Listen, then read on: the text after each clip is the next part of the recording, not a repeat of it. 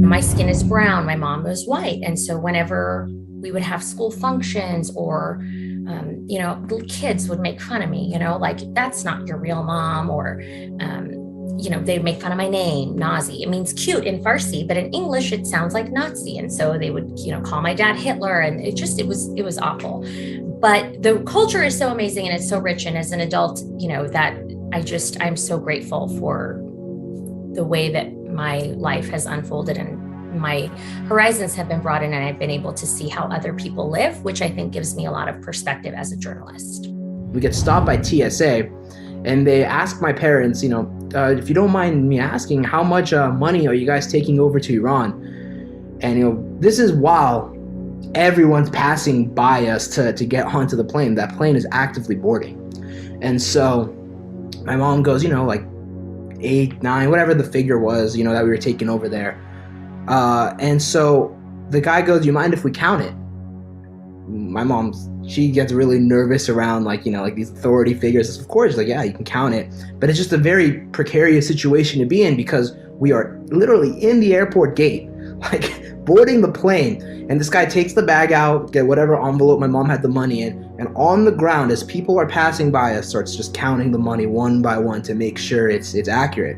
Every time there's a mass shooting or a bombing or some sort of catastrophic, criminal kind of crime event in the United States where a lot of people are killed, I almost feel like I hold my breath from the moment the breaking news headline comes on to the moment I can see a picture of the suspect or find out a name. And I hold my breath thinking, please don't let it be a Muslim name, someone from a Muslim background, or, in particular with my background in someone from Afghanistan. And there's this almost a weird sense of relief when it is not, because this just adds to, I think, the discrimination that Muslim people feel in the United States.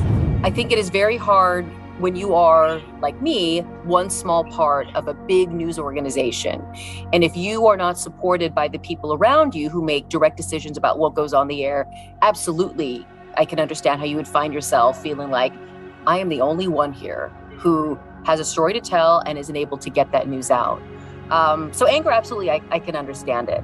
We, as the citizens of Afghanistan, had to leave our country because there was no any other option in the ground. The only option in the ground was to leave and to be discriminated, to be eliminated, or to be killed. So to leave Afghanistan and to migrate was the only option available, not only for me, but for thousands and thousands of other young Afghan individuals. I had the opportunity to go to Greece and Italy to really speak to some of these people who are refugees coming from Syria and different parts of the Middle East. And although I was not able to fully understand the language, I did know and I could understand the pain and the journey that they went through. I can affect the words that I use to tell the stories that this whole newsroom has agreed that need to be told. So I make the impact that way. And again, in the stories that I pitch, the stories that I produce, and the live guests that I book on the air. I have power to do that. I have privilege to do that. And if I waste that, then I'm taking us in the wrong direction or standing still, both of which are not good. It's common practice, I feel like, to group all our cultures in together, but like Persian is very different from Arabs. And so it is frustrating when you see us getting clumped in with these stereotypes. And it's also unfair to my Arab friends, my Arab colleagues, very unfair to them as well. Just when you see something, an incident like a bombing occur on television, and the first thing, whether it's on Twitter, whether it's even on the news, like you will hear people, this could be terrorism, this could be international terrorism, it could be this. That's always the first idea that's kind of floated around. Yes, Ukraine is important, but let's not forget Afghanistan. Let's not forget Syria. Let's not forget Iraq. Let's not forget other countries which they are in need. If you leave Afghanistan, for example, in the hands of the Taliban, so you would accept something which is going to be very dangerous to the world. If journalism is supposed to be the representation of our communities and the public, then we need to be critical. If we're supposed to also be critical of government and outside forces, we should turn that lens onto ourselves and be critical internally as well, and look at how we can make our newsrooms more representative and diverse. Yes, indeed. Ramadan Mubarak to our Muslim friends and colleagues in the broadcast industry. Welcome, everyone. I'm Bob Rucker. I'm a member of the Board of Governors and chair of the Diversity Committee, the San Francisco and NorCal chapter of the National Academy of Television Arts and Sciences. Our special monthly series, Diversity, Let's Really Talk About It, continues now with new insights from a group of distinguished journalists whose unique lives and careers are known for celebrating the importance of truth-telling and connecting with audiences in their proud cultural communities. Most of the incredible professionals we've just heard from are either Muslim, Christian, or have family ties to Afghanistan, Iran, Armenia, or other countries in the Middle East and Central Asia. Two of us here also are from the Mexican or African-American community. We'll all come together to model what happens in newsrooms where we express curiosity and learn from one another's experiences. Because in journalism, we all believe by opening up dialogues with anyone and asking important and insightful questions, we can discover common ground, which inspires good storytelling that can resonate with the people in the communities that we serve. Now, unfortunately, today we will also discuss the all too often persistent issues like fears, mistrust, intrusive inquiries and actions, or concerns with just not being heard in newsroom decision makings. Since diversity is now essential in broadcasting on all levels, we will explore how some ideas and creative approaches could be considered more for their timely community value and impact. If we were hired to share a breadth of knowledge which fosters community trust and connections, how could our experiences with faith, heritage, and historic traditions be better utilized in news operations to attract more viewers and listeners? Since this NATAS chapter diversity series debuted in February, we've had some remarkable interactions between broadcast professionals from a wide range of jobs in the industry. During the month of Black History, we candidly talked about those personal feelings that came up after the brutal death of George Floyd and how those worldwide protests touched all our lives and inspired new outreach to the communities. In March, we celebrated Women's History Month with an extraordinary group of accomplished women professionals from different generations and cultures who acknowledged publicly the shocking early history of sexual harassment and limited career advancement in TV newsrooms. In that session, we also confirmed major changes have taken place over time, especially in station management hiring, where women, more and more now, hold influential decision-making jobs at the highest level. So over the next hour, we will again explore, with the same amount of candor and curiosity, the joys and the sense of lifetime fulfillment we enjoy as media professionals and journalists. We'll also look at the difficult realities we've all faced with social biases, prejudice, and in a few cases, even life-threatening circumstances. Now, we invite you, our audience, who are watching live on Facebook or YouTube, to send us questions. Some will be addressed later in the program. And before we finish, I'll also give you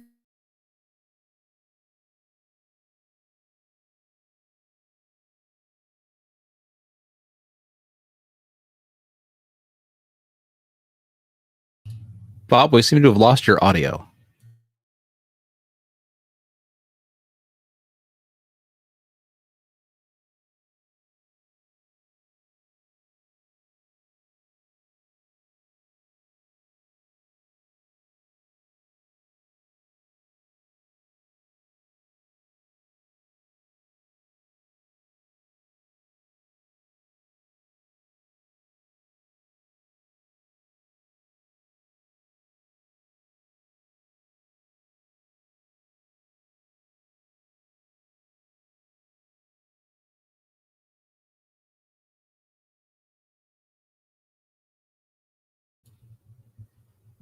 Bob, if you can hear me, we seem to have lost your audio. We do not have your microphone.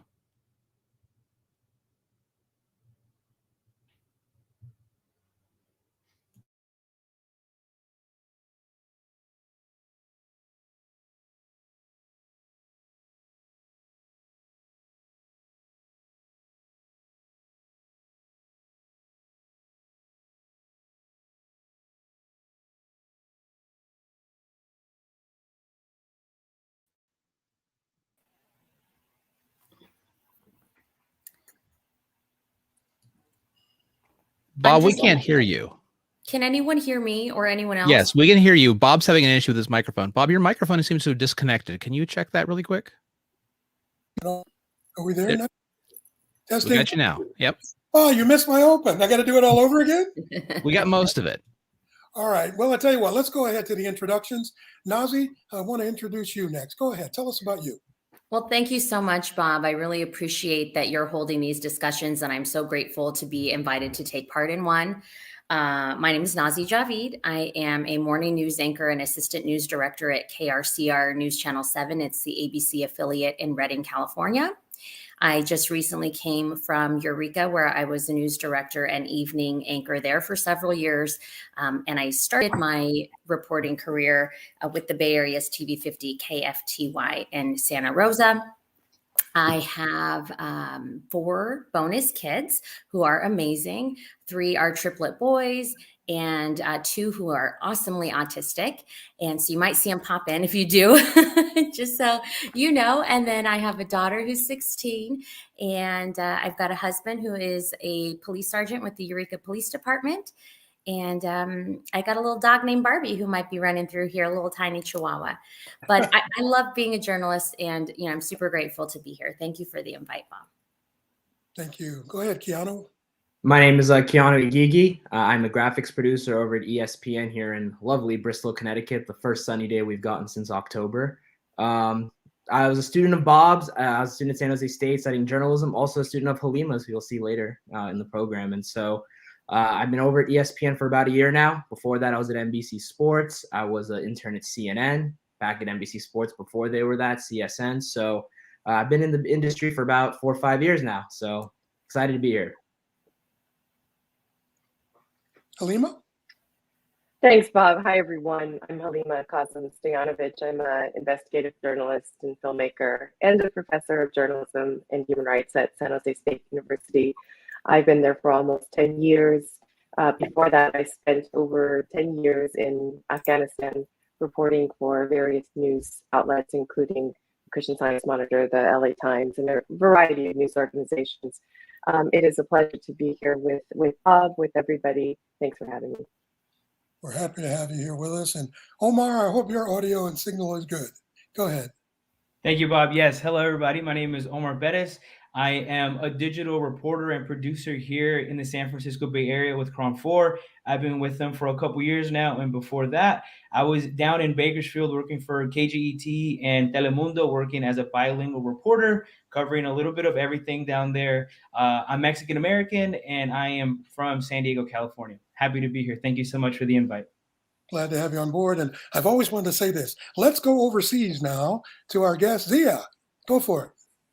Hello, good morning, America, and good evening, Berlin, and good evening, Afghanistan. My name is Ahmad Zia Ferozpur. I come from Afghanistan. Currently, I work as a radio journalist for Volant Media, Afghanistan International Radio, which the media was established right after the collapse of Afghanistan by the hands of the Taliban.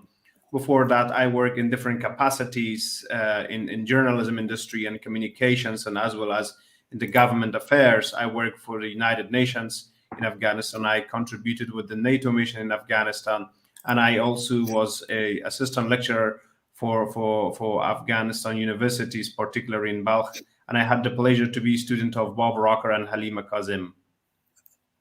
Well, it's great to have you back. It's good to see you again, and we'll certainly be coming back to talk. And if you missed it earlier, Ramadan Mubarak. I'm very happy to say that to you and all our Muslim friends. Thank you all for being here. And one of our other participants you saw in the open was Gasia Mikaelian, TV news anchor for Mornings on 2 at KTVU in Oakland, here in the Bay Area. Gasia is Armenian American and talks on the air about her enjoyment of traditions in her culture, food, celebrations, and enjoys going to Armenian Christian church services. Now, she was unable to join us live today, but Gasia recorded some additional comments in advance, and we're going to share those with you throughout the program. All right, folks, let's get that talk in here. And I want to start with the basic question. We all love what we do. I enjoyed my journalism career in television, but what were the circumstances in each of your lives which motivated you to become journalists? And how does the profession continue to excite your mind? Halima, let me start with you. So I think I probably tell my students this quite often, is I knew at the age of 10 that I wanted to be a journalist. I knew very early. And what made me want to be a journalist is war and injustice, unfortunately. I was born 6 months before the Soviet coup in Afghanistan in the 70s. And my life was affected from very early on in extreme ways. And the news was where my parents would go to be informed in so many different places we were in our journeys. And I realized very early on how important news was to people. And that was a sense of relief that I had when I would listen to the news. And also injustice. My family faced a lot of injustice. Afghans today are seeing and experiencing injustice. And part of telling the truth and part of storytelling in news is finding that truth. And it gives me that release as well. And it helps me feel like I'm involved. Very good. And again, we apologize for some of the technical challenges we're experiencing. Hopefully we can get those cleared up as we go along. Nazy, let me ask you to join that conversation. What got you motivated? You know, it's so interesting. That's a great question, because I really didn't know initially when I was in college. We didn't have a journalism program. So I was studying pre-law, political science, and communications, trying to figure out whether I wanted to go to law school, what exactly I wanted to do with my life. And I was in my apartment one day. It was my sophomore year in college, and I came out. I still remember exactly where I was, like most of us do. And I had a towel wrapped around my head. I was just kind of doing stuff in my apartment, and I immediately heard the voice of urgency on the television screen, which drew me in. And it was Ashley Banfield, and she was reporting from Ground Zero, and the plane had just hit the tower, and then the other plane came and hit the other tower. And I knew in that moment what an important, critical job it was as a journalist to be delivering what would be life-saving information for people in the area to get out. But I didn't, over time, as the story unfolded, and I realized what an incredible responsibility it is to report on a story like that was something that I wanted to do. And as you saw, over time, I started realizing like there weren't that many reporters and anchors of Middle Eastern descent reporting on this story that I saw in mainstream media. And so that kind of inspired me. And then I took an internship in Washington, D.C., and the rest is history. But it was that awful attack that kind of sparked my interest in this field. Very good, Nazy. Thank you so much.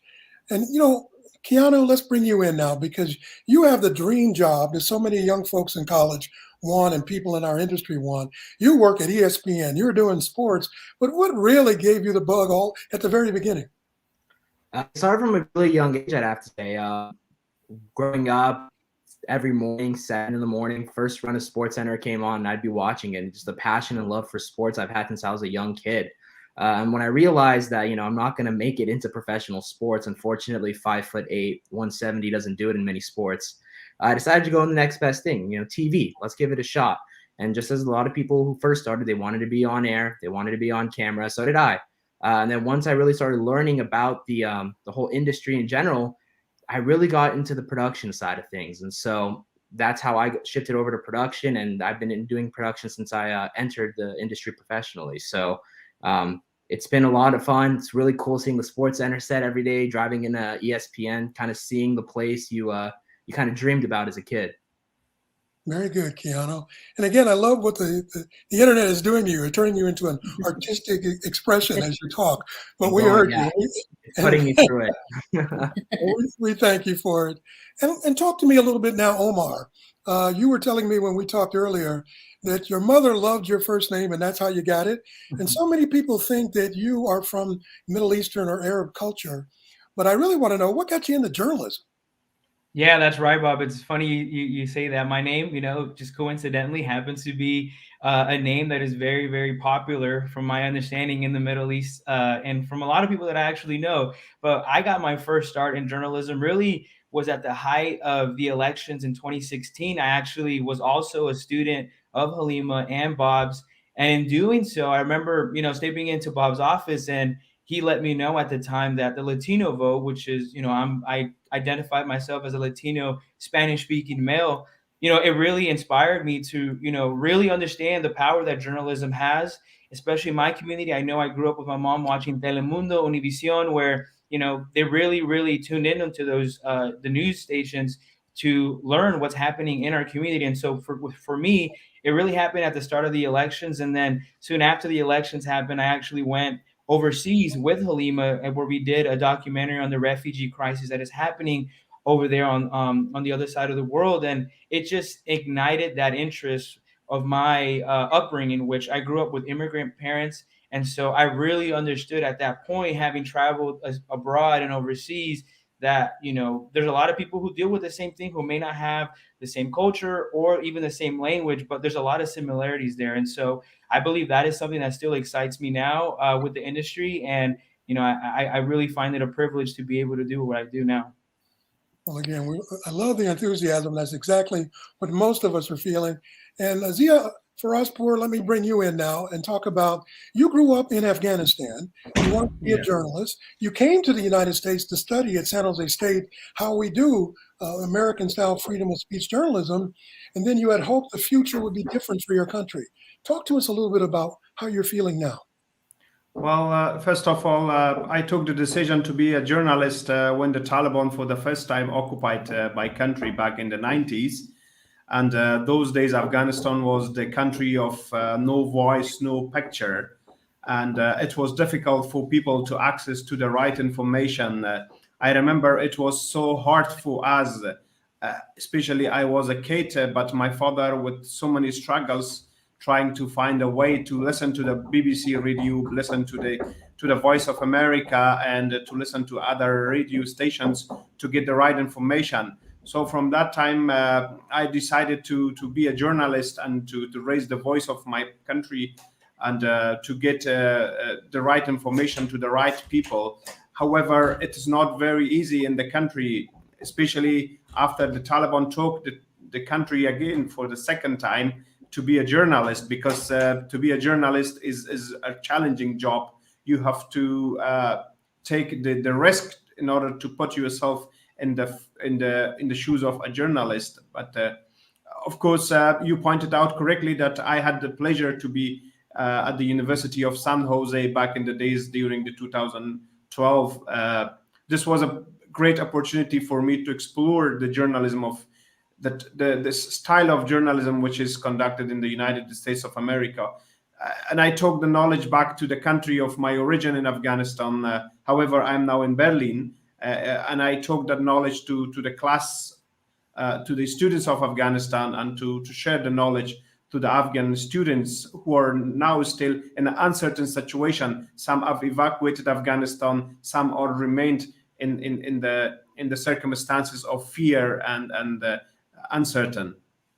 You know, and I love the fact that you are still trying with another company in Germany, a company that's based in England, I understand, to continue to talk to the people of Afghanistan about the truth of what's going on in your country. Is that risky for you as well? This is absolutely one of the riskiest job, Bob, which I'm taking now, because I jeopardize by this job the security of my independence, those of my parents and brothers and sisters, and all of my relatives and the former colleagues and classmates. But one has to take this risk. One has to be very courageful. One has to lead something. So when Afghanistan was for the second time collapsed in the hands of the Taliban in 2021, this Volant Media was established station in the United Kingdom, and I had the offer to work as a radio journalist. Nowadays, the way I approach to Afghanistan is more critical, because I'm usually covering human rights violations, criminals activities, the corruption, the way that the Taliban are violating the women's right, the children's right. So this is risky, absolutely. Very good. And Halima, if you could talk to us a little bit more about your international reporting. You've traveled to Afghanistan and around the world. Talk about some of the things you've experienced. So reporting in Afghanistan for as long as I did, for years, and living there was a privilege. It is a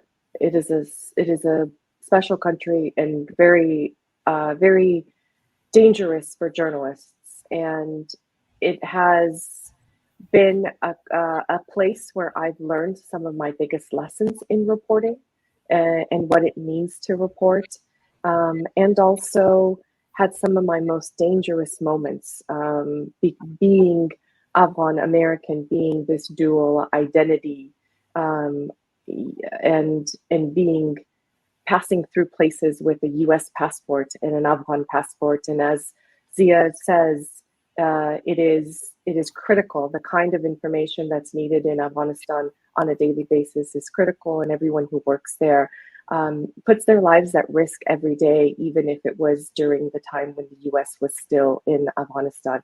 And today, the time is very critical. As a reporter traveling to different countries and reporting, that has been one of the best parts of my experience. And I enjoy sharing that with my students, and I enjoy taking students to places like when we took Omar's student group to Greece and Italy, into the refugee camps. I take my international experiences and I infuse them into the classroom to give students that opportunity to understand what it's like to report in different places like Afghanistan. That's a fantastic learning opportunity. Yeah. We'll talk a little bit more about that in a second. You know, 9/11 comes to mind. I think I want to talk about that here and bring Gausia into the conversation. Most of us will never forget the attacks on the World Trade Center in New York. Gausia Mikaelian said she was anchoring in TV news in San Diego that day. And she says that story not only changed America, it also created opportunities for our colleagues here at home in newsrooms to ask more insightful questions and learn from each other.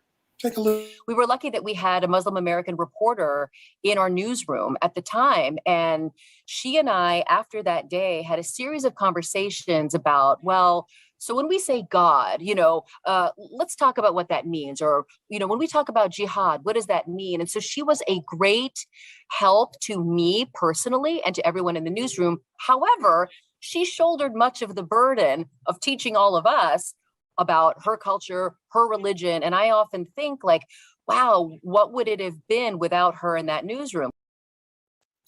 Very good insight. And Nazi, if I may ask you, how did you feel as a journalist working at that time? Well, gosh, so at that time I was just starting my career. In fact, I was an intern. I took an internship with Tribune Broadcasting in Washington, D.C., and it was a three-tiered internship at the White House, the Pentagon, and the Capitol. And so we got to attend a lot of events post 9/11 in which, at that time, now Muslim Americans had to justify themselves. And there was a fear that, all of us were criminals. And, it was crazy because I had a colleague who was an intern with me. I'm Iranian, and she is also Middle Eastern. She's Arab, and we both were at dinner with the president. It was President Bush at the time, and we're outside of the event, and we had a small interaction with a cab. We had ordered a cab to come pick us up, and we walked up to the cab to ask a question if that was our cab that we called, and the Metropolitan Police came up to us and immediately assumed that we were a threat or a danger, and started questioning us and told us that we couldn't go and ask these cabs questions directly. And we were baffled. It didn't make any sense. And we asked back, what is this about? We're just trying to ask a question to see if that's our cab. And they immediately handcuffed us together like we were a danger to people outside of this dinner with the president. And that was my experience.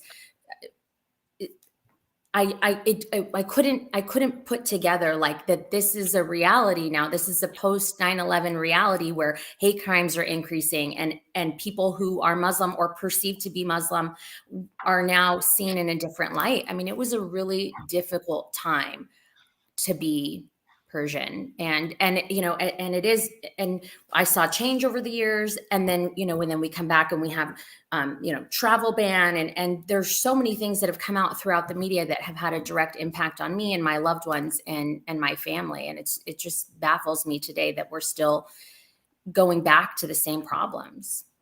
It is baffling. And Kiana, she reminds me that way back when you were in my class, you just stopped everybody with your story of, as a child, traveling with your family back to Iran to see your family, to engage them in a very innocent and very loving way, and yet TSA got in the middle of it.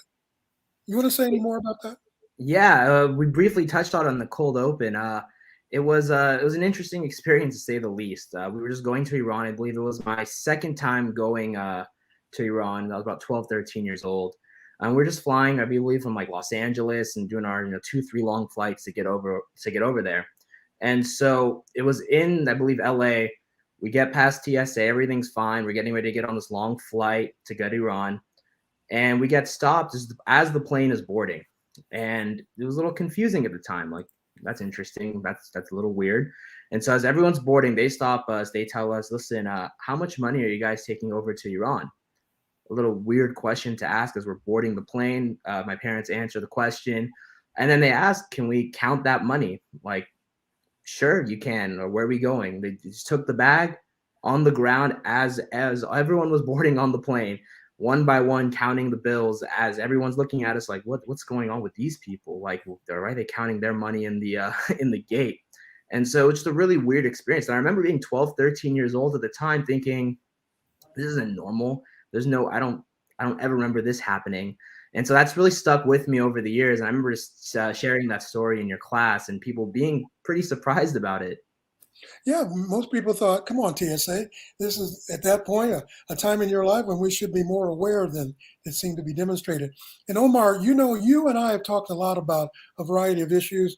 I like the fact that you had a chance to go with Halima overseas and meet other cultures. But you and I are from different cultures, I mentioned in the open. And you and I can relate to some of the things we've been hearing from our friends, wouldn't you say?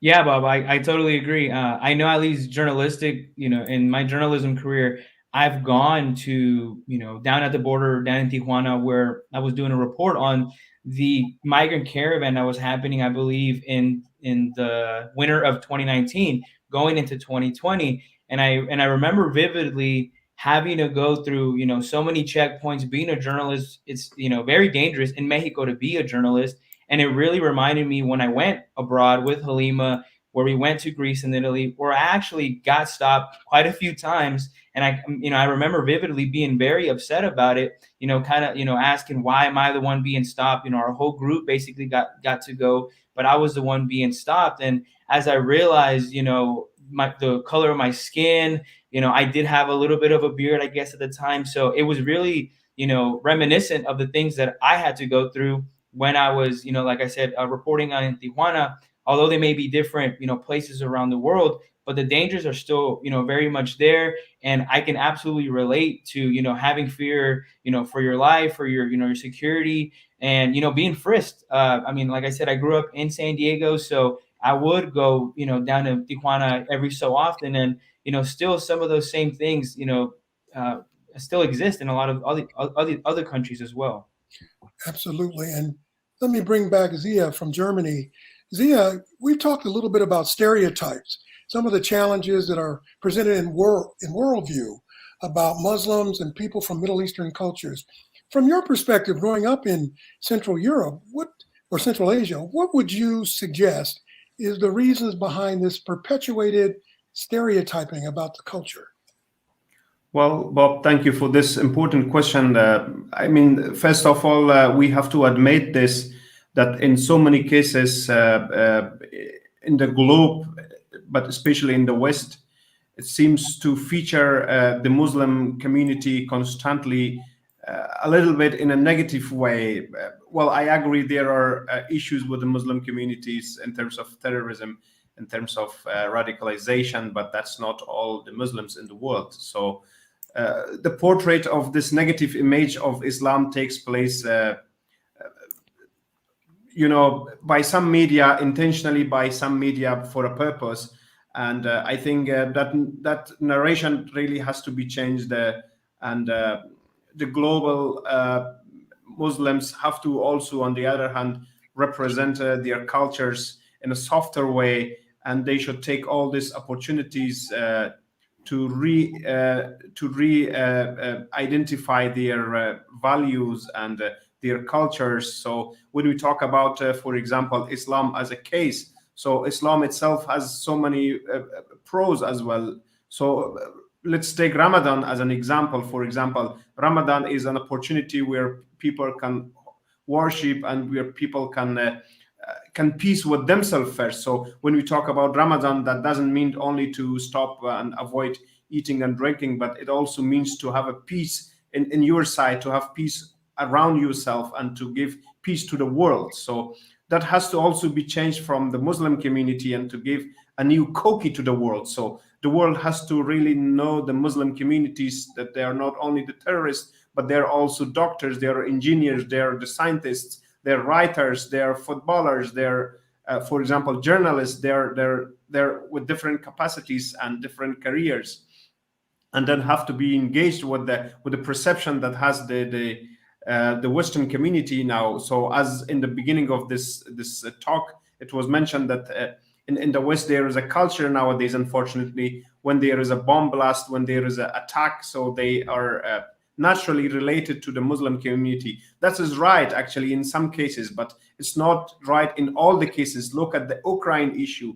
For example, Ukraine is a fight and a war of non-Muslims between the two countries, but we have to not really blame all the time the Muslim communities.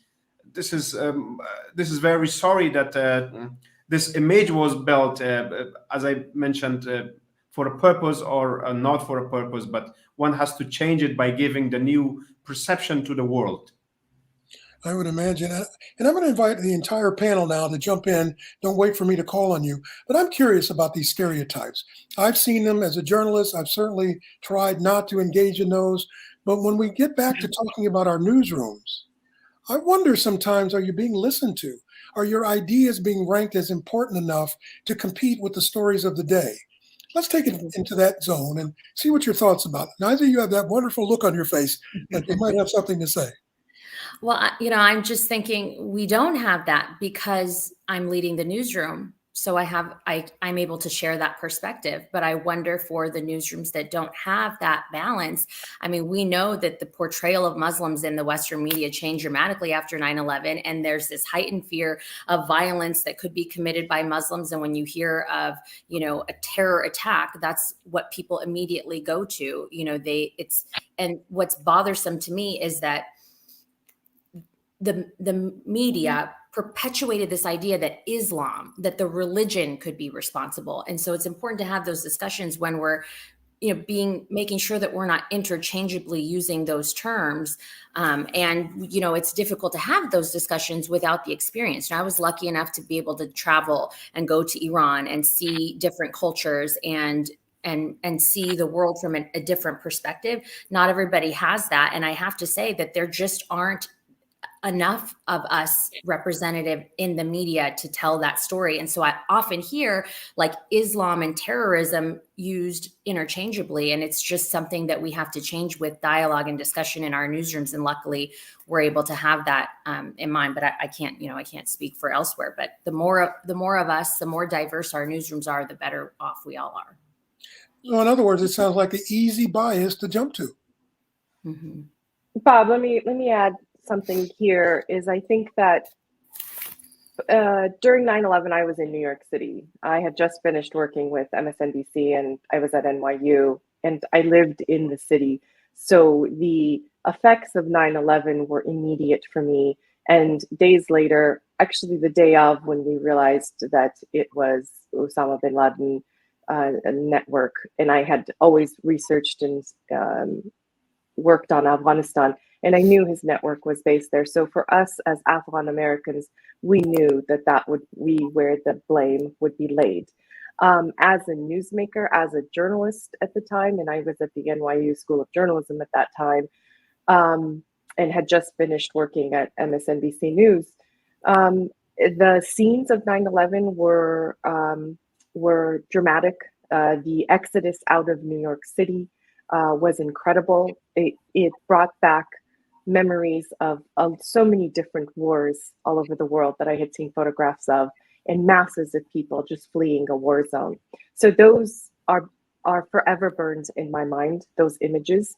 And also what it revealed was that the US media, particularly, I think international media to a degree, but US media had very little understanding of Muslim Americans' lives. And I think that was one of the biggest things that 9/11 revealed, was that US history, US schools didn't teach about Muslim American communities.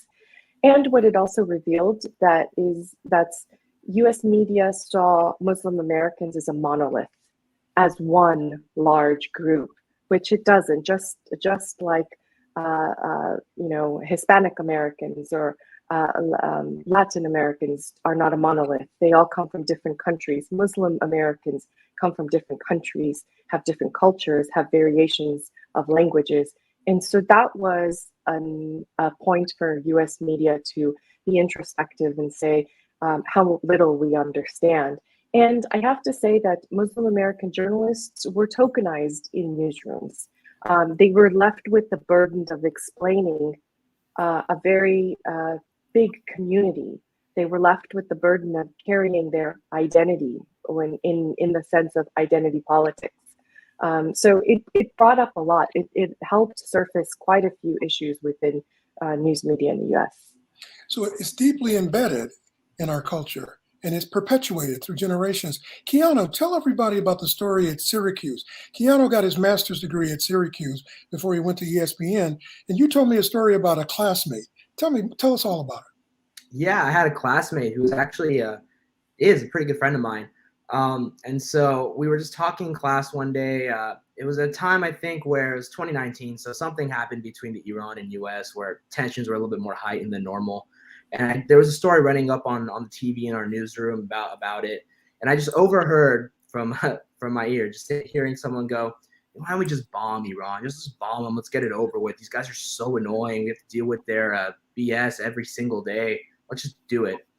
And I overheard that and turned to him and I was like, listen, man, like, you know, I have family there, right? Like, I've been there. I have met my family there. Like, there's plenty of innocent people there. And I think this also goes off the conversation we were just having, where I think people, when they see Middle Eastern cultures and Western media, and specifically American media, you see the anti-America protests, you see the anti-America rhetoric. But what people don't understand is that is honestly a minority in a lot of those regions. I'm talking about Iran specifically. You see Iran, you hear the Down with America protests and everything, and it's so blasted out there by the media to perpetuate these stereotypes. But I don't think what people understand is a lot of the people there do want to come to America. Like, they love America and the idea of being there. My cousins would love to be here compared to over there any day of the week. But that's what people don't understand. I feel like we as journalists need to do a better job of kind of bridging that connect and saying, listen, the people over there aren't anti-America. Just because the governments don't get along with each other doesn't mean the people don't have, don't feel a certain way towards America. They don't feel that way that the government feels. Like, they want to be here. They love the idea of democracy and freedom. And so if we can kind of stop perpetuating those false stereotypes by showing these types of images and kind of enforcing those stereotypes, I think we'd be in a better place. Again, stereotypes at the core of all of this. I see Omar shaking his head, but I want to go back to Zia real quick and say, Zia, from the European and Asian perspective, do you see the media trying to stop that type of thinking or showcasing that type of behavior, trying to, if I may use the term, normalize Muslims and people from the Middle East like any other human being on the planet? Well, that also depends on the media platforms. For example, in the Europe, there are several types of media. Some media, they're really anti-immigrants. They're really anti-Muslims. They're anti-everybody, just not to themselves.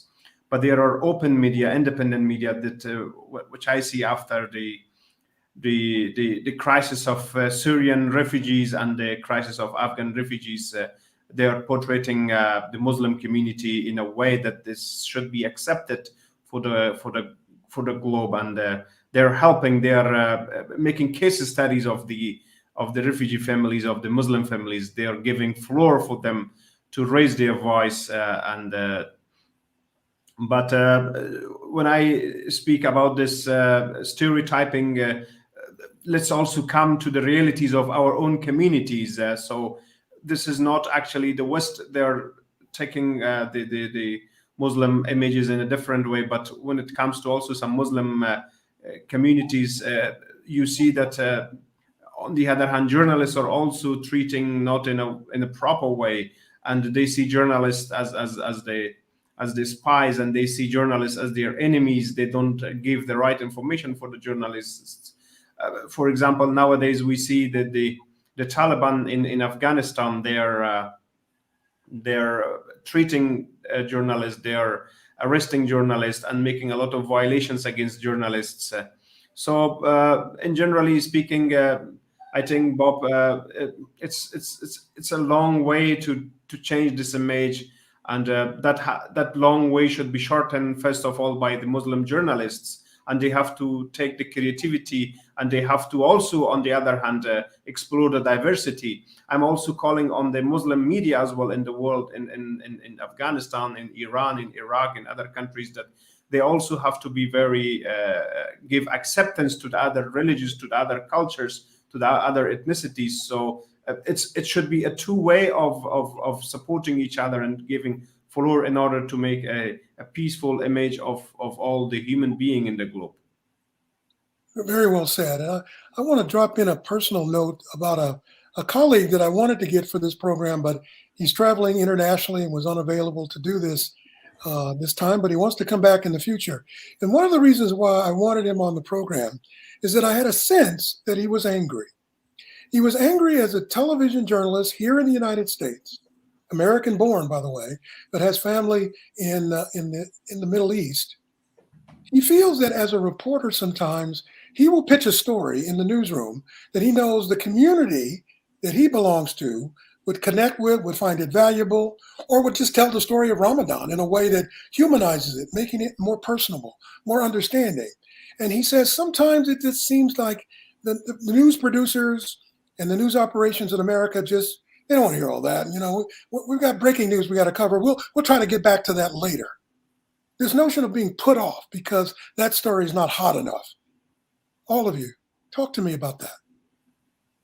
Yeah, Bob, I can chime in here a little bit about that. I know us speaking about having lived experiences, you know, me being a Latino male, I understand a lot what everybody here on the panel is talking about, you know, portraying an image about a certain group is a huge challenge, especially in the newsroom, because like you mentioned, you know, newsrooms have their own ways of picking stories, what's going to be on the breaking news.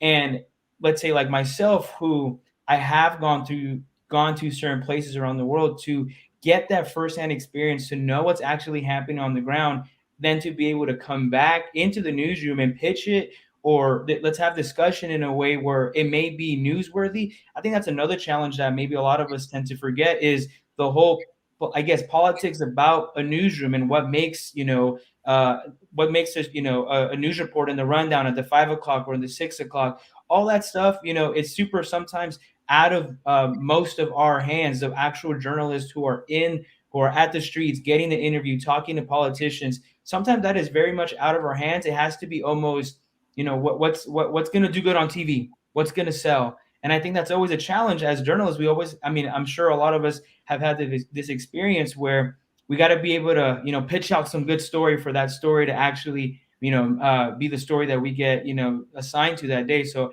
I find that that's another huge challenge, right? How can we make it so it could make TV or it could be published for everybody to understand? And you said the magic words. You said politics in the newsroom. Go ahead, Halima. I was going to add to I think Omar makes some fantastic points in that the editorial control is not always in the hands of the journalist in the field. And I think he makes some great points about that. In addition to that, I wanted to point out something related to the previous question as well, is the television media and what Omar is saying in its desire and its need for urgency and to be first oftentimes undermines the communities that it's reporting on. I'll give the example of just, you know, last month, actually in February at the end, when the Ukraine war was starting, we had an international correspondent for CBS News on national news. He's the international correspondent, I think Charlie Deagata, who actually was reporting from Ukraine and said, this isn't a place, with all due respect, like Iraq or Afghanistan, that has seen conflict raging for decades. This is a relatively civilized, relatively European city where you wouldn't expect that or hope that it's going to happen. That was on live TV. And what that did is it dehumanized the Afghans, the Iraqis, and even though he didn't talk about Syrians, but it dehumanized people in Yemen, Syria, Iraq, Afghanistan. What do all these countries have in common? Muslim majority countries, countries that are in war. And if people trace back their wars are caused oftentimes by colonial or Western imperialism. And to use the term are relatively civilized in the context of Ukraine basically dehumanizes the Afghans and the Iraqis and says that they are not civilized, when Iraq was the cradle of civilization. And Afghanistan's history far exceeds these Western countries. But this is one example of how media continue to dehumanize Muslim Middle Eastern populations. Go right ahead, folks. I think one of the big problems in media and newsrooms, like when we're presenting these people and these backgrounds, I think it's that constant battle between ratings and like what's the best story.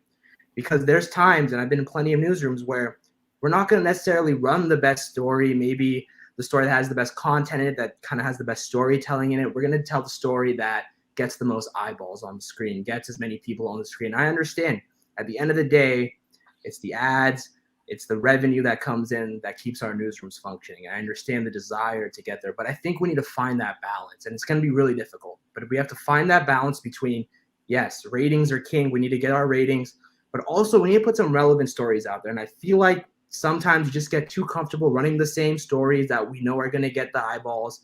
And I think we need to start running the stories that educate people more, that people understand certain backgrounds better, because how are people ever going to learn if we just keep showing, Donald Trump on the screen all day, every single day when he's not president anymore? Just because he's a polarizing figure and he brings eyeballs, a lot of people are like, all right, we got to throw him on the screen. That's our lead story in the A's.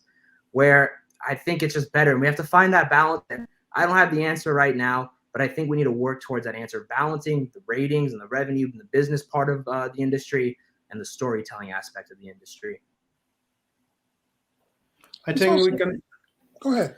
We can also do it. Of course, that's an experience. Everybody has it, and however, I didn't have the opportunity to work in an environmental newsroom context. But currently, I'm still doing with my Persian-speaking colleagues from Iran and Afghanistan and running the radio and the TV station. But what I could say, based on my background and experiences from other organizations, from non-media organizations, is that one has to really represent himself. One has to give the representation of his culture and his religion and his background. And by doing great and by giving a sense of trust, a sense of skills. And when we talk about the Middle East or Muslims or Central Asian journalists or any other individuals, that doesn't mean that they are not having talent and power and capacity. But this is the perception that some people have it in the West. And that perception has to be changed by doing something good, by doing something extraordinary. We have the examples in our panel now. Look at Halima Kazem. She's a role model for so many Afghan journalists. And I also know other journalists from Afghanistan and Iran. They're the role models. They're challenging other Western journalists with their skills, with their talents. So I think this is also an individual responsibility that we have to change the image. And there are, of course, situations that you're not listened, you're not understood, you're ignored totally, but that takes time to change it. I have the same experience of being a migrant in Germany. Of course, there were cases which I was ignored, which I was not accepted due to the color of my hair, due to the background of my religion or the country of origin.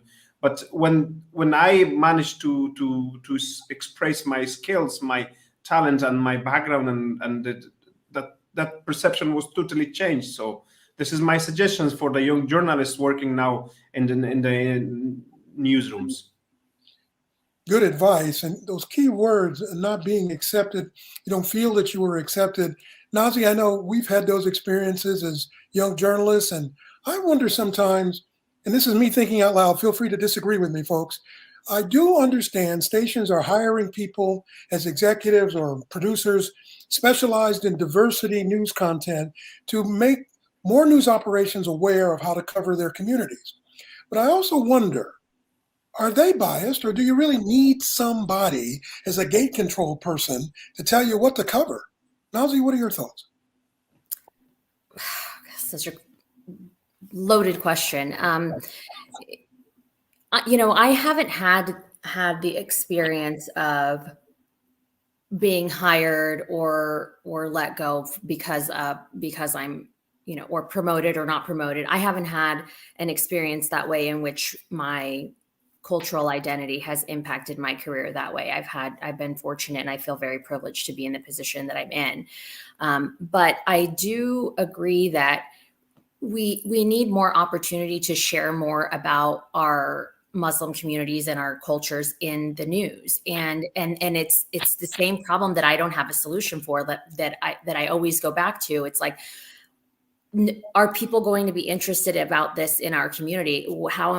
How does me telling this story serve the community? And so I find little ways, like when I'm anchoring, to interject, like, with the weather, with our meteorologist, today's, first day of spring, we're Persian New Year. And I put little tidbits of culture that I like to share, so that people can get to see the positive side of what it is to learn about my Iranian culture, the good things, because I think the only way that we're going to change the narrative about Muslims or Middle Eastern and all of our different cultures is to share the positive. We see so much of the negative just dominated in the media, and it's so accepted.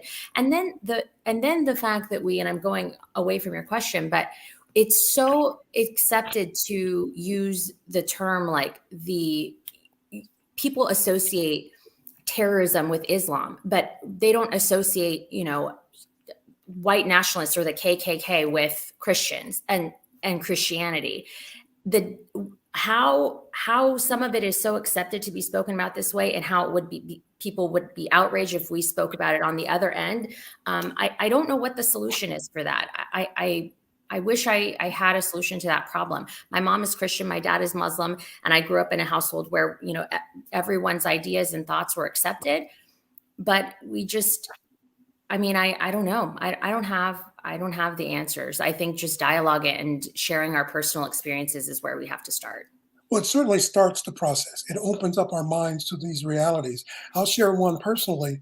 I belong to a variety of cultural groups, as I mentioned, and when you're LGBTQI and you're Roman Catholic, I sometimes hear comments in the community from my friends who are gay and lesbian, well, how could you be a part of a church that brought about the Crusades and are constantly telling you that you're evil and you're going to hell?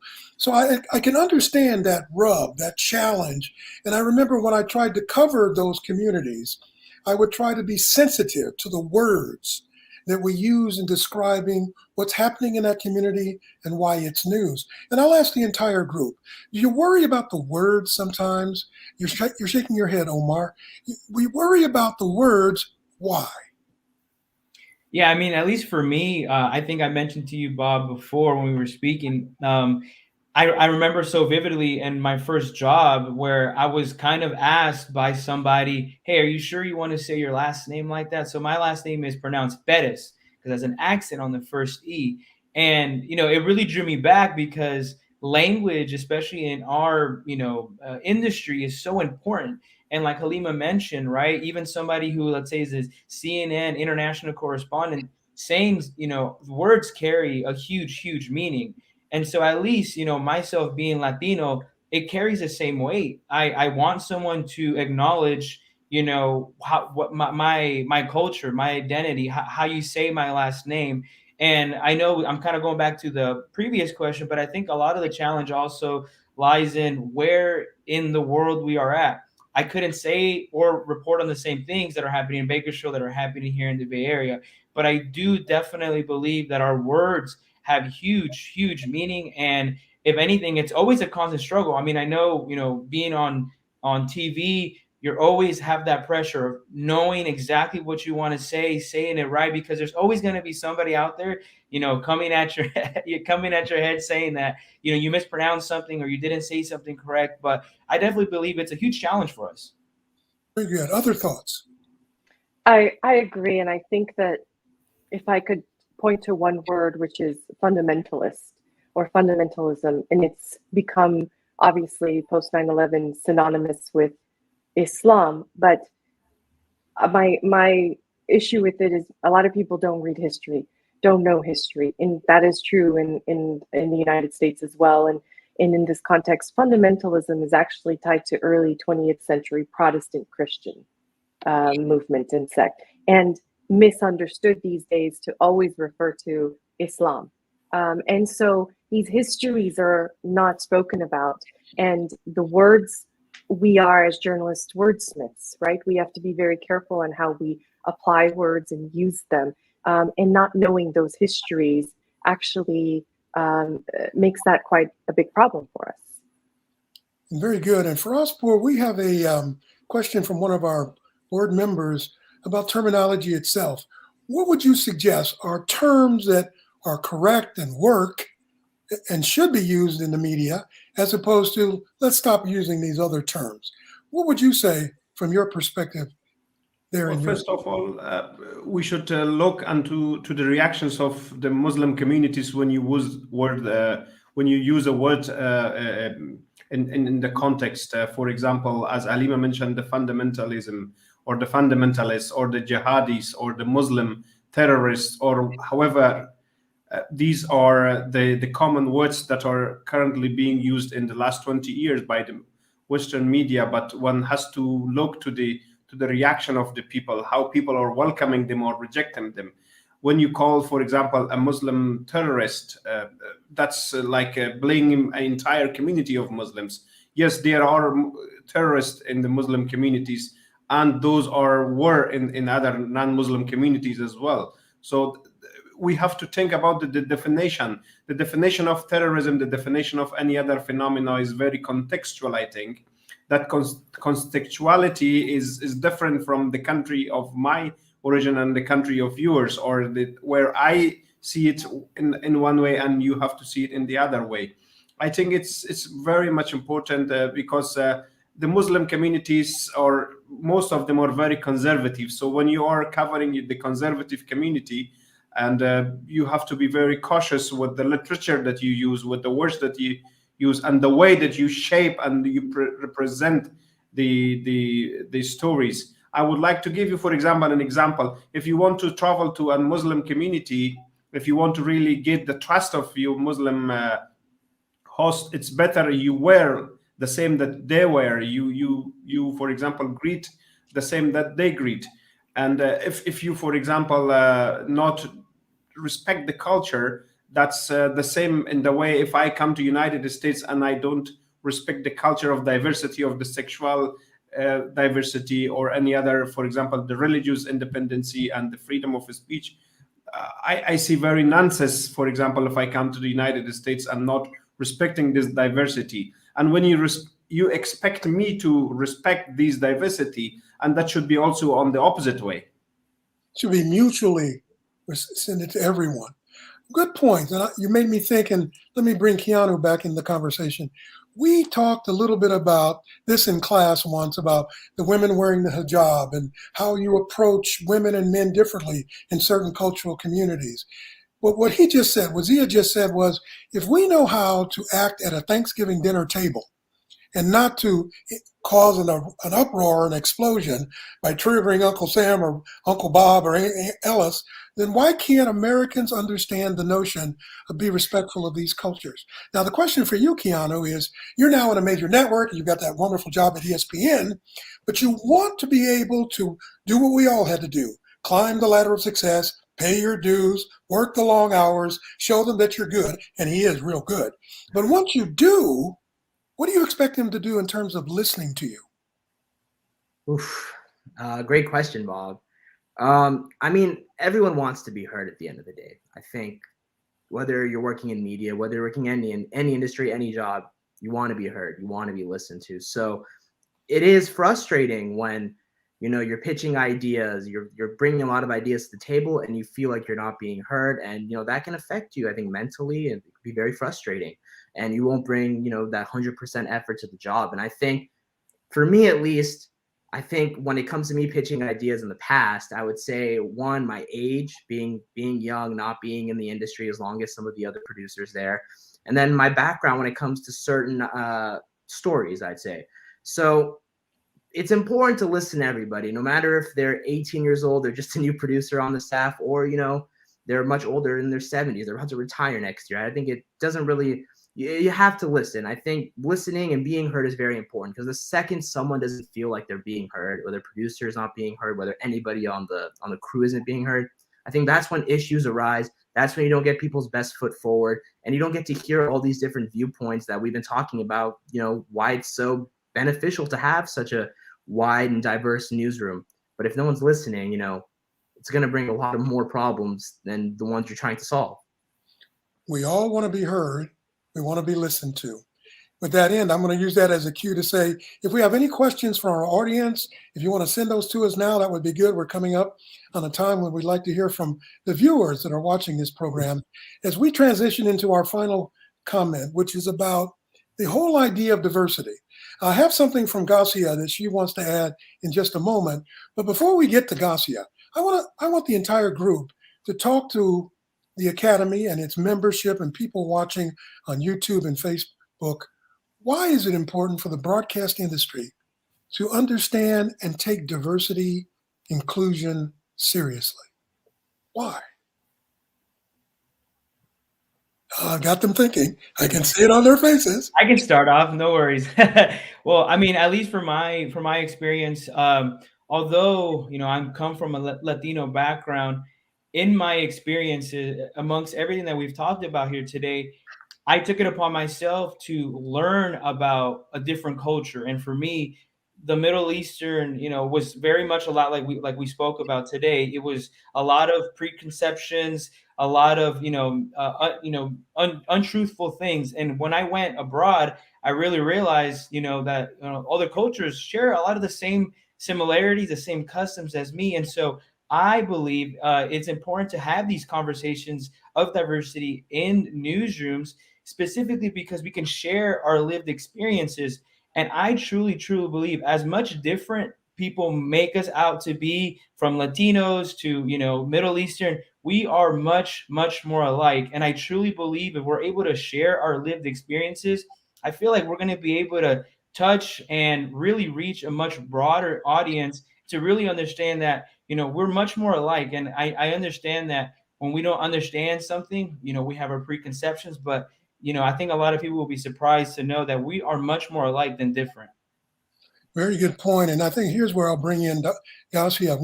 When we were talking, she said, when it comes to demonstrating a true appreciation of diversity in television journalism, to help make better connections with our audiences, Yasia Mikaelian says, because communities grow and change constantly, we should always see our goals as never-ending challenges. First of all, whenever we have discussions about diversity in the newsroom, I think the first thing that we're all doing is admitting that we're not there, because sometimes you can make a little improvement or take a little step forward and think, okay, great, we did it. We're better now, right? But just because you're better doesn't mean that you're there yet. So it's an ongoing process. It's an ongoing process. And that means we all have to listen, we have to be open to it, and we have to allow these cultural identities that are locked in people's brains to evolve and to grow. But we can't tell people what to do. We can't tell them how to think. So let me go to my professor. Halima, how did I try to teach you to think for yourself? So what I think about diversity in newsrooms is true diversity. That means not requiring people who come in with these, as Omar excellently articulates, with these different lived experiences, to have to conform to certain norms within the newsroom, that agreeing and accepting that certain norms in newsrooms have to change, identifying those and changing those, not necessarily bringing in diverse faces, but to fit certain molds and norms. That is, I think, where true change occurs. Exactly. What other thoughts you might have? Nazy? Yeah, I mean, I really like what you just said there. And I think that we are so good as journalists at getting out there and holding the powerful accountable and asking hard questions and asking the follow-up hard question and not letting them get out of it. But then what about us? We have to hold ourselves accountable. We have to ask the hard questions of ourselves and really internally get in there, because we all have some sort of implicit bias that it's critical for me that I have awareness, so that the words that are coming out of my mouth and going onto paper and being disseminated to thousands of people are sensitive to the circumstance and the story that I'm telling, and they advance it in a fair and balanced way. When I see stuff, sometimes I'll see it even like in an Associated Press article, and then everybody blasts it out, and every news station has it. And that the one way that something could be phrased in a way that has just some judgment to it, or portrays, the Muslim community and or communities, I would like to say, in a bad light, and then it just, people without thinking just blast it out in a copy paste. And that's such a powerful position to be in. We, if we're powerful, have to hold ourselves accountable the way that we would hold other powerful people accountable. Excellent. Just one thing, Bob, is let's look across local TV stations across America and national. How many Muslim women do we have on air that wear a headscarf? I'm not saying that every station should have one, but I don't think I have seen one in a very long time. And that is because it's outside the norms of television news. You can have Muslim American reporters, but one that wears a scarf is still outside the norm. That is what I'm talking about true change within these norms. Excellent point. Not just about. Go ahead. I'm sorry. Go ahead. I just wanted to add regarding this diversity. Diversity is I think it's the strengthening point of the all human being, because when we talk about diversity, it's the diversity of the religious, the culture, the color, and all the backgrounds. And we are not about to choose those diversity. That comes as a heritage or from the parents or naturally. So when we have this diversity in the newsroom, like we have that in the community or in the world in a bigger, wider picture. So this is the strength and this is the positivity, and we have to accept this one. I would like to just give an example of the Nowruz celebration, which is celebrated among all the Central Asian and some Middle East countries, including Iran, Pakistan, Afghanistan, and Central Asia. So now I see that in some American TV stations, they are to some extent, they're celebrating the Nowruz celebration, which is the beginning of the first year of the solar year. So that has to be expanded, that has to be continued in order to accept the diversity. And in a Afghanistan context, I wanted to say an example that we have always an argument in between the word of Pohantun and Danishgah, that both means university, but in Pashto we say Pohantun, but in Persian or in Farsi we call it Danishgah. So all the journalists during this 20 years, they had a sense of struggling with the using of this word among themselves in the newsrooms, because they were coming from different diversity and coming from different background, ethnicity. But some accepted that they have to use a word of university or the equivalent word of Danishgah or Pohantun instead of each other. But some have been really resistance against that and writing so many harsh statements on the social media, and some have been even fired because of using only one word in the media of Danishgah instead of Pohantun. So it's not only in America, Bob. I think it's in every community, in every country where we're running the news agencies and the televisions. But I think diversity is always is difficult to accept it in a way which it is. But I see it's a positive point. We're all diverse. And an asset. That's the key thing to remember. It's not just something that we have to do. It's something we enjoy doing, and it's part of the fabric of our lives to include people and enjoy learning from each other. As we get close to wrapping up, I'm looking for any questions from our audience, and I'd also would ask, do you have any questions, panelists, for each other? The one day none of us have questions. I just wanted to ask a question. Have you ever heard of the celebration of Nowruz in your TV channels, in your media industries, or not? Not me. Not you, not you. So. Me, yes, because I put it out there. Yeah, in the Bay Area, we have it. That has to be advocated, I think, Bob. Amen. Yes. You know, Ferozpur, we should tell CNN and MSNBC and all the other international networks, this guy's in Germany. You might want to bring him over here and teach us a few things. Yes. Other thoughts from anyone else?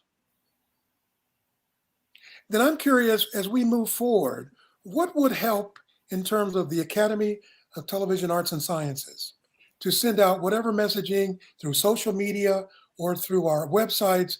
What could we do to educate about language and culture and diversity? I think that a handbook or a television handbook on certain terms that are related to Middle Eastern or Muslim communities for reporting, for new reporters, for the newsroom would be essential, and also some educational material on histories of these communities would be important. Very good. Never stop learning. It's the basic concept. What else? I think that's the $1 million question right there, right? It's just diversity. We have to bring diverse newsrooms, and we have to bring people of different backgrounds. And I think one thing that irks me the most, like the number one thing you hear when someone says, We need to have more diverse hires. The number one opposition argument you hear is, well, you should just hire the best guy for the job. It should be just the best guy for the job. Well, listen, there's a bunch of best guys for the job. There's a lot of people who are the best guy for the job, and a lot of people are qualified to do this job. What you should bring in is people who bring as many viewpoints as possible, with as many cultural experiences as possible, to bring into your newsroom. So when you have all these different backgrounds, you won't have these editorial slip-ups. You won't have things that go on air that got blasted on Twitter, like look at this news organization being so insensitive to this group.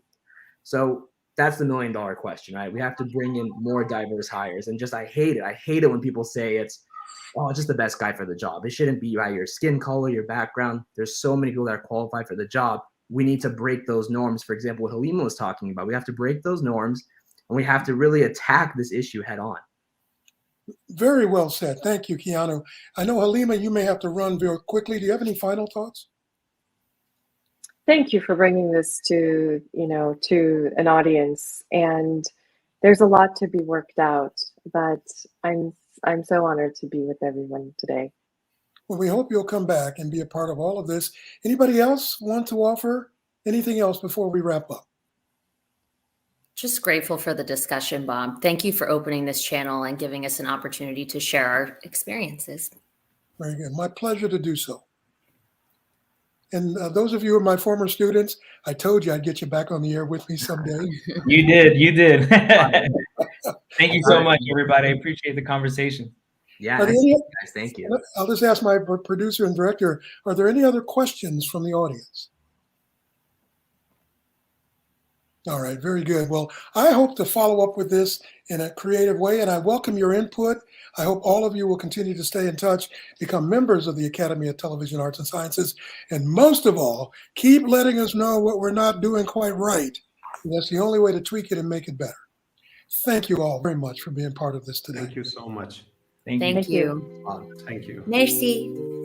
Absolutely. And before we wrap up, I also want to thank the Academy President, Randy Forsman, for directing and for the incredible editing and producing by Steve Slisky, that wonderful open that we put together every week. That's him doing his thing, and I really appreciate that. I promise that looking ahead, during the months of April and May, we hope to assemble more groups and pre-record at least 3 more special focus sessions before the summertime. They would include individual programs involving Asian and Asian American broadcast journalists, who we invite to share their experiences and tell how the recent Asian hate crimes have affected them and their colleagues. Another program I'd like to focus on is for Latinos and Hispanics in journalism, the views, the concerns, the life experiences in broadcasting. And of course, a third panel probably we would run in June to coincide with Gay Pride celebrations. I'd like to hear and talk about the history of LGBTQ broadcast professionals and career challenges and now opportunities for those working in front of the camera and behind the camera. So you see my email address there. Feel free to get in touch with me if you're interested or you want to be nominated or want to nominate someone else for any of those sessions. And most of all, use this email to contact me with suggestions, ideas for the future, or questions that should be included in some of these programs. And by the end of the year, I also hope we can do a program on disability concerns, as well as a session that welcomes the majority population of white people in professional broadcasting. Yes, everyone should have a chance to open up and get real. Final thoughts, please remember this new NATAS San Francisco NorCal chapter of diversity was created to inform and educate about all sensitive cultural experiences in a safe space for opening eyes, minds, and hearts among colleagues and decision makers in broadcasting. And yes, someday soon, I hope we'll be able to do this in person, the old-fashioned way, with a live audience. Thanks to 37 years of doing this on a college campus, I can tell you, in person, it can be even more powerful. The focus will always be on truth-telling. It's what we do in broadcasting, and people know that. They've come to rely upon it over decades. Now, by sharing our individual cultural truths and experiences, we truly make a difference in our profession and enable our colleagues to be heard, understood, and included in the decision-making process that makes better connections with our communities. Okay, I'll stop talking now and say it's been a pleasure to host this today. And on behalf of the Board of Governors, from Ramadan Mubarak, have a blessed Ramadan. And for all the others in the audience, happy Passover, happy Easter this month of April. And may every week of this month bring you joy and happiness to all the cultural families of humanity. Thank you all for being here today. Take good care. We'll see you next time.